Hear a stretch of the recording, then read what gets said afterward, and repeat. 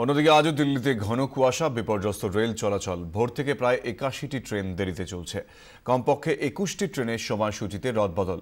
এ পর্যন্ত ৩টি ট্রেন বাতিল। নয়াদিল্লি স্টেশনে যাত্রীদের ভিড়। কুয়াশার প্রভাব পড়েছে বিমান চলাচলেও। ৮টি আন্তর্জাতিক উড়ানের সময় পিছিয়ে দেওয়া হয়েছে। ৩টি যাত্রাপথ বদল। দেরিতে চলছে ৫টি অভ্যন্তরীণ উড়ান। দৃশ্যমানতা কম থাকায় খুব আস্তে চলছে গাড়ি। দিল্লির পাশাপাশি উত্তর ভারতের অন্যান্য শহরের ছবিও প্রায় এক।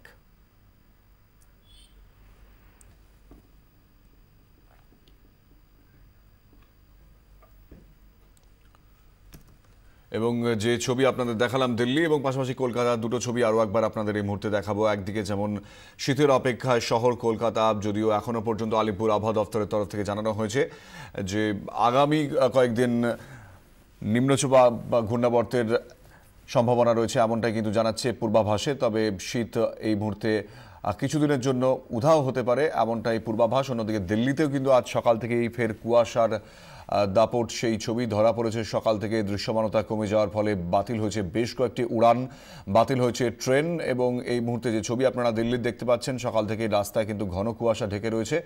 এবং অন্যদিকে কলকাতা শহরের ছবি, আজ সকালেও যদিও শীতের হালকা অনুভূতি থাকলেও আগামীকাল থেকে তা উধাও হতে পারে, এমনটাই জানাচ্ছে আলিপুর আবহাওয়া দফতর।